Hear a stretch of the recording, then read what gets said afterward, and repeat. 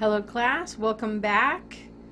We are going to continue our discussion of Hinduism, and in this video I want to go over Vedic religion. The Vedas are the ancient scriptures of the Aryan people that become part of Hinduism as time goes on. So first I want to tell you about some of the Vedic Aryan gods. You'll see that these gods are similar to the Greek gods and the Norse gods and the Roman gods. So the first god I want to tell you about is Indra. Indra is the chief god, like Zeus. He is the warrior god. He's the god of the storm, or the god of the atmosphere. So we have a sky god. And he is especially the Aryan god because the Aryans come storming in and conquering, and he is that god, the god with weapons. His weapons are lightning and thunder, and he is famous for killing Vritra, the serpent. So there's a story about this serpent that has all the humans. The humans are trapped inside of a mountain, and the serpent has coiled around the mountain, and he's squeezing it until he kills the humans, and Indra comes and saves the humans by killing the serpent. So he is also the king of the gods. So he is the god of gods. So that's Indra. Agni is the god of the fire. So you can think of him as the god that's on earth. And Agni is interesting because he's the priest of the gods. So Indra is the warrior. Agni is the priest. And he is the fire god. He represents the people to the gods by going up to them through the fire, through the sacrifice. So he encompasses the sacrifice that people offer to the gods, and he's also the messenger of the gods. Now, when I talk about sacrifice, the Aryans were sacrificing food, like ghee or a small portion of food for the gods. Not human sacrifice. People once in one of my class thought, I was talking, when I said sacrifice, they thought human sacrifice. No, you offer a bit of what you're going to eat to the gods as well. Okay, so that's Agni, the god of the fire. Another god that you should know about, he's very interesting. His name is Varuna. He regulates the cosmic order. So he's the god of order. He set up the cosmos, the structure of the world, the heavens, everything. He is also the god of moral order. So the god of order, moral and cosmic. So he is the god of the rites, the religious ritual, and the god of right, like morality. So he upholds the order of the universe. Soma is a god I mentioned. He's the god that you ingest to get strength in battle. So Soma is a god, but he's also a drink. And people speculate about what this drink might be, but it is an intoxicant of some sort that we read about. So Indra, the god, drinks Soma, the god, and he gets super strength in battle, and he wins. So it's a mind-expanding kind of drink, and it also makes you big, and you can fight better. So Soma. You want Soma on your side. And then the last god I'm going to tell you about is Surya, who is the sun god, the celestial god. And the polytheistic gods often represent some aspect of nature, and they take some piece of nature, make it personal, and then worship it. So it's making nature personal. And then the gods are in nature. Okay, this is how the Aryan people worship the gods. And we know about this from the Rig Veda. The Rig Veda is the earliest of the writings, scripture, and it's hymns to the gods, songs to the gods. And it's praise for blessings, asking for things they need, like crops, fertility, animals, healing, escape from natural evil. Okay, so that's the Vedas. So let's talk about the content of the Vedas. Now, there is a quiz question, a core question that's going to come from this. And the core question I want you to know is, what is the search for the creative power in Vedic religion? What is the search for the creative power? And we're going to talk about that. So you can see the Vedas, the search for the creative power. Now, I may say more than what's written here, so you should take notes, because this is an outline, remember. It's just to guide our thinking as we go through this conversation, but I'm going to tell you more things, and you should take notes. So the Vedic religion is based on the Vedas, and there's 4 parts to the Vedas. The parts of the Vedas are different types of writings that are developing over time. 4 parts, and they are chronological, more or less. So the Rig Vedas are the first part, and they're the oldest. The Rig Vedas, you can just put it next to here. If you want to take notes, put Rig Veda, and we're going to talk about the search for the creative power in a minute in the Rig Veda. So the Rig Veda, let's see.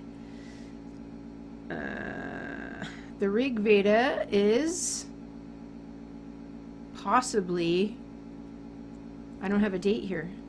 Let me look. I want to say 1200 before Common Era.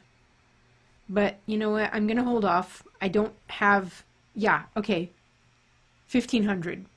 Even older than I thought. So the Rig Vedas are the hymns to the gods. And the search for the creative power begins here.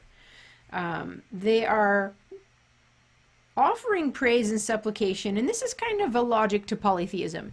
You're asking the gods to bless you in certain ways. You're doing certain rituals to bring about a certain result. Here it's thanking the gods, asking the gods, and guess what happens? The gods don't necessarily answer your prayers. So what happens if the gods don't answer your prayers? Okay, so I said the Rig Vedas. The Rig has parts in each of these. There are four different Vedas, 4 parts of each, so it's very complex. The Rig is the one I'm going to focus on, the hymns of praise, but there's also the Sama Veda, which is about the Soma sacrifice. There's the Yajur Veda, which is about sacrificing foods to the god like ghee for the purpose of blessing.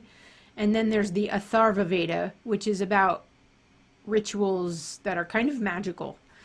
And then, so I went like this across to give you 4 kinds, and then there are 4 different writings in each. The Rig, the Sama, the Yajur, Atharva. So we have the Samhitas, the Brahmanas, the Aranyakas, and the Upanishads in each of these. We're just going to talk about the Rig, and on your handout you just have the Samhitas, Brahmanas, and Upanishads, but I'll tell you about the Aranyakas. They should go right between these 2. So the Rig in the Samhitas starts with these prayers of praise and supplications. We'll read from a couple of those, but over time the gods aren't really answering their prayers. So what do? They start to do some critical analysis. Okay, perhaps we are doing something wrong. So the hymns to the gods are written over a 1,000-year period, and I should tell you one more thing. The Vedas are considered things that are heard. Let me give you the Shruti is the word, S-H-R-U-T-I, things that are heard. And so sages, wise people, heard these scriptures from the universe. So they were listening to the language of the universe, and this is what they came up with. But there's something else called Smrti, S-M-R-T-I. These are things that are remembered. And in terms of religion, Shruti has more gravity. It's more weighty because it's scripture. Smrti is more tradition and it has less weight, but it is important for the religion. the Vedas are Shruti, and they are very weighty in terms of religion. All right, so in the Samhitas, the gods are the source of the creative power. The gods are like ultimate reality. Where did everything come from? The gods. But the gods aren't answering, and so they start to think more deeply. And in the Brahmanas, we're going to make a switch from the gods to the sacrifice as the source of the creative power. The sacrifice is this performance between the priest and the gods, and so that becomes the focus. Maybe we're doing it wrong. If we improved how we perform the rituals, perhaps the gods will answer our prayers. So the emphasis shifts from the gods as the source of the creative power in the world to the sacrifice as the source of the creative power. So it's almost like a cause and effect. If you do this, then you will be guaranteed this result. If then, it's causal, right? So they do this, and guess what? The prayers aren't answered by the gods. So they have to stop and think some more. And this is over hundreds of years, right? It's not just happening in a day. They're like, we've been doing this for hundreds of years, and we're still struggling. We're still undergoing the curse, so to speak. So now, between the Brahmanas and the Upanishads, there's another set of writings called the Aranyakas. Aranyakas. Aranyakas. This is the forest sacrifice. And this is where the priest can go out into the forest and meditate and go through the sacrifice in his thinking to bring about change in the world, blessings. Almost like the source of the creative power is in the thinking of the priest. Okay, so there's a shift happening from performance to thinking. It's mental. In the Aranyakas, the source of the creative power becomes focused on the steps of the sacrificer's thinking. So you can see there's an inward turn happening. It's a transitional set of writings. And then the Upanishads are the last set of writings in the Vedas. And the Upanishads, the self becomes the source of the creative power. Now, the Upanishads are some of the most famous writings in the Vedas, and it's philosophical speculation on the nature of this self. So now it becomes more philosophy than practice or even psychological stuff in the mind. In the Upanishads, Atman, the self, is related to ultimate reality or is ultimate reality. Atman is Brahman. The self is ultimate reality. So this is the basis of philosophical religion in India. Atman is Brahman. So we've seen a kind of move in the Vedas from a kind of popular and psychological focus to a deepening in the philosophical level in the Upanishads. And they want to know, if the self is the source of the creative power, what is the nature of this self? Is the self me, or is the self everything? And you could see now they're starting to think about ultimate reality. And there's a place where in the Vedas, the speaker looks at the sun and declares, I have created you, to the sun. The self creates the world. The self is the source of everything. So we see this logic. I'm going to tell you again. The question is, what is the source of the creative power? What is this? Explain the search for the creative power in the Vedas. And it goes like this. It moves from the gods to the sacrifice to the self as the source of the creative power. And this occurs over about 1,500 years of speculation and seeking the gods and not getting the results you want. So now in the Upanishads, which is the end of the Vedas, we have this idea of the self is the ultimate reality. What is the nature of the self?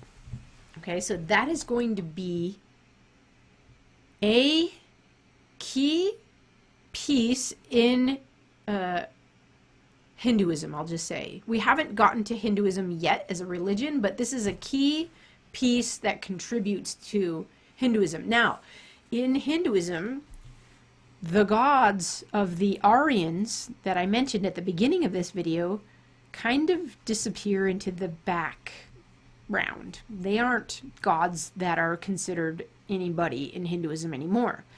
But Hinduism has, some say, 333 million gods. Many, many gods. There's a god for everything. Probably every self is a god. But guess what? All the gods are one. So that's going to be an interesting piece. The gods never die. They just recede into the background and new gods come to the foreground. So the Aryan religion is there in spirit, but it's not, it doesn't have all the key and primary elements of Hinduism. So we're going to have to see what are the other elements that contribute to making Hinduism.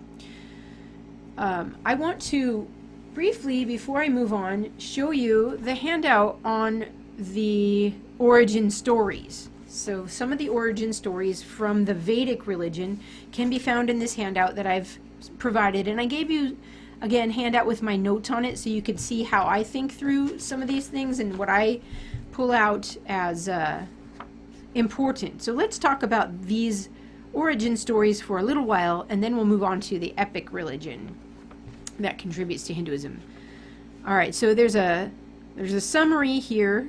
You know what? We could read through it. Let's read through the first one together. Like the other hymns to Soma, remember Soma is the god that you drink. In the 9th book, this hymn accompanied the process of filtering the Soma juice after it had been pressed. Its special interest is in the vision of heaven with which it concludes. The Rig Veda as a whole is concerned with long life and prosperity in this world and gives little attention to the next world, which is a rather shadowy existence. But here it is envisioned as a world full of beauty and pleasures, a realm anticipated and attained through the Soma rite. The imagery that describes this heaven, its freedom, joy, satisfaction of all desires, occurs again in the Upanishads, which is at the end of the Vedas, to characterize the mystical realization of the self. So it starts off as this world, and then later as a mystical realization of the self. So you can see there's going to be this transition over time in how they conceive of ultimate reality, from the gods to something behind the gods.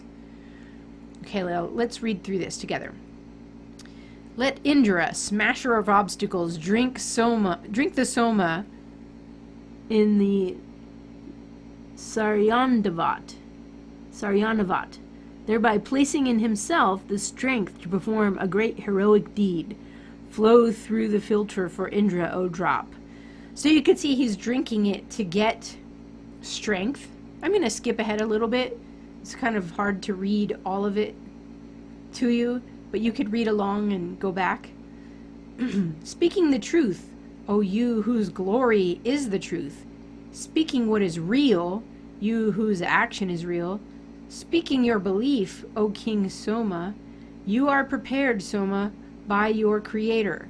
Flow through the filter for Indra, O drop. So notice, he's taking this in and he's concerned with speaking what is true and what is real. So is this a drink that'll help him to see what is real? It's a little less concrete than the Genesis account, right? Let's read a little bit more here. Where the unaging light is, in which world the sun is placed, there place me, you who are being purified, in the world that is free of death, free of destruction. Flow through the filter for Indra, O drop. So you can see they're concerned with being free of death and destruction. Where the son of Vivasvat is king, where heaven's rampart is, where those fresh waters are, there make me one who is free of death. So he wants to be free from physical death. There make me one who is free of death. So you can see the concern of this person, or this priest. Where there are wishes and wants, where the pastures of the ruddy horse of the sun is, where there is self-sustenance and satisfaction, there make me one who is free of death. So heaven is a place where you're free of death and the curse and you're blessed. Okay, that's kind of popular religion. It does seem that suffering is going to make them have to develop their view a little bit more deeply, though. The struggle is that everybody dies. But why? And what is the nature of ultimate reality? Is it the gods or is it something else? So I'm going to let you read this primeval sacrifice. Let me tell you what happens. They take this other god named Purusha, and Purusha is a god that they cut up into pieces and sacrifice to the other gods. And the pieces that they cut up become become the parts of society and the world. I think I may have gone ahead a little bit too far here. So they sacrifice Purusha. Yeah, okay, let me get to the next page. They cut up his body and it becomes, here it comes, becomes the 4 social classes, or Varna. This is the origin of the caste system in Hinduism in India. The caste system is a social stratification of people, and there is a sense in which it is racial in a way. And if you want to understand how social inequality on an institutional scale works, if it's hard for you to understand social injustice, the caste system may be one social injustice Westerners see.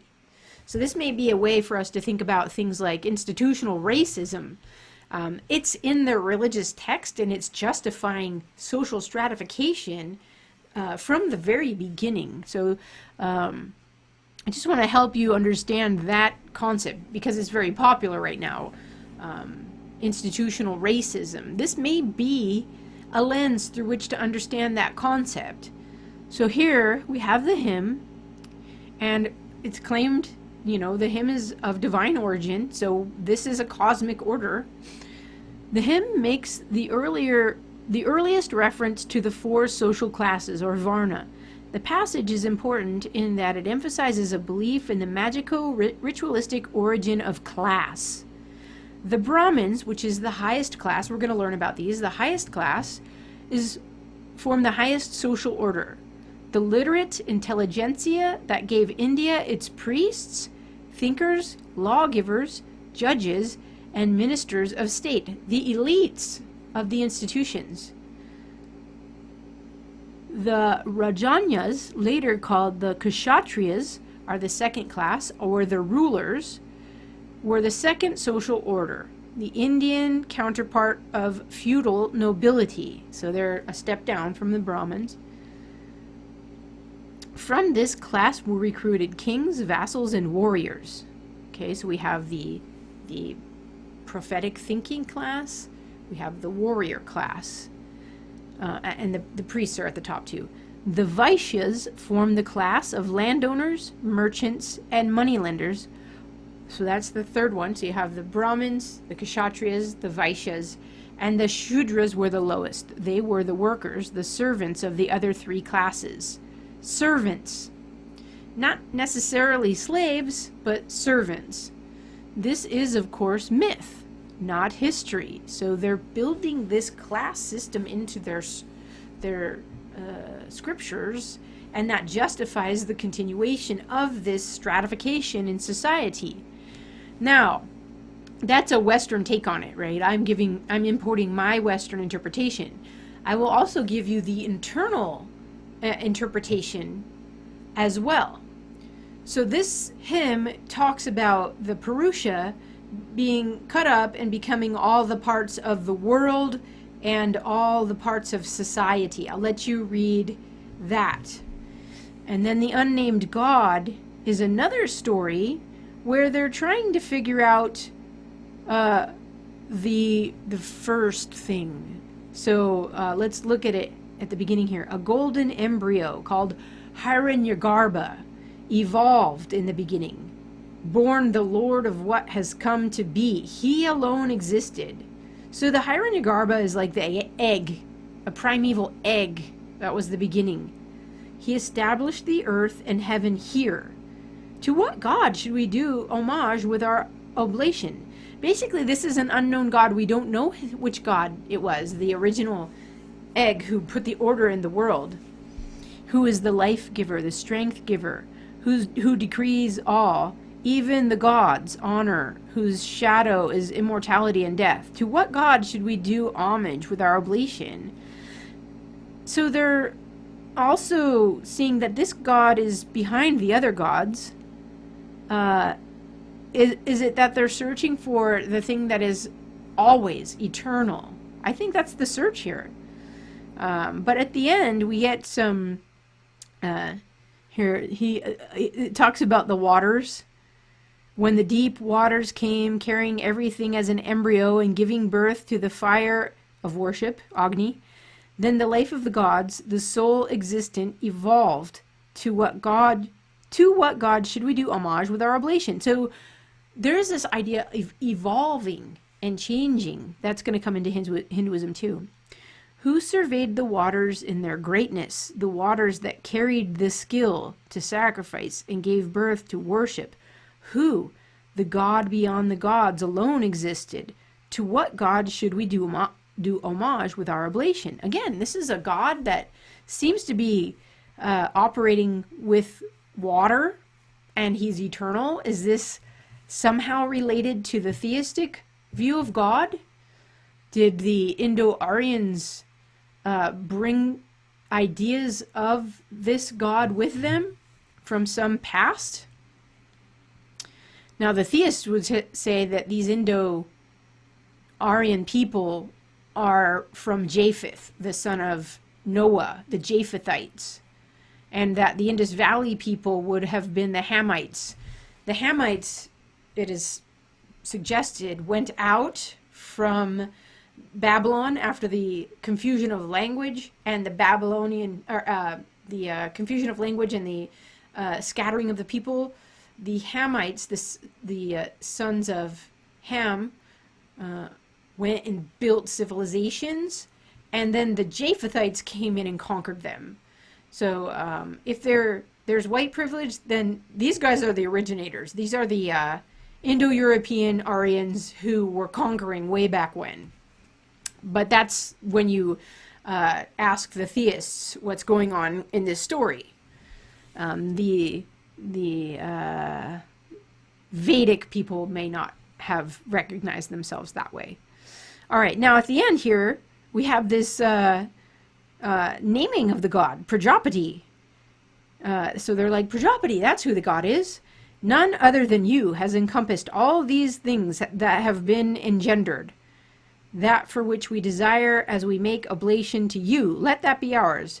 May we be lords of riches. So they kind of strayed into thinking about this eternal one, and then they're like, no, wait, this is Prajapati, one of the gods. And the focus becomes back on this life. All right, I'm going long in this, so I'm going to let you read the next one about the origin of the world. You can see what I've highlighted. There was no non-existent, there was no existent, there was nothing, and then there was something. But the something is desire. Thought gives rise to desire. Maybe we should look at this just really quickly. There was nothing other than that. So that one breathed without wind through his independent power. There was nothing other than that. Darkness there was, hidden by darkness in the beginning. A signless ocean was everything there. Again, water. Everything was water.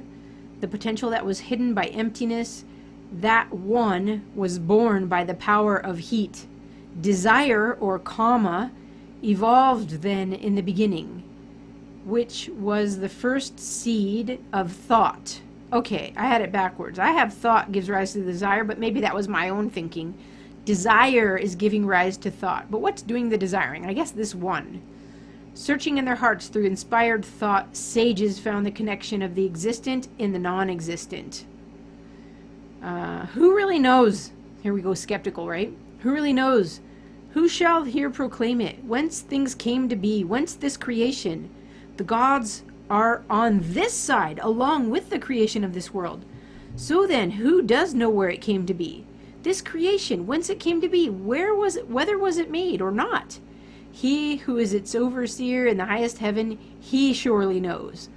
or if he does not know, question mark. So you can see they're struggling to find the one, the source, the eternal thing.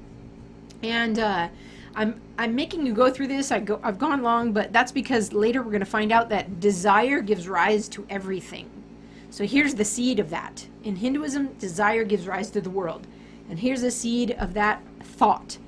So please read through these origin stories, contrast it with the Genesis account, see where there's similarities and differences, see that they're talking about a kind of evolution and a change and a search for the creative power. Let's review what we went over today. We talked about the Vedic religion, gods. We talked about the search for the creative power in the Samhitas, Brahmanas, Aranyakas, and the Upanishads. And then we talked about the origin stories where we see some of these themes coming out, where they're searching for the source of everything. And next time we're going to talk about epic religion. And I'm sorry, Hinduism is vast and old, so we may have several videos on Hinduism, but I think it's exciting. So, all right, thanks for your patience. Have a really great day, and I'll see you in the next video.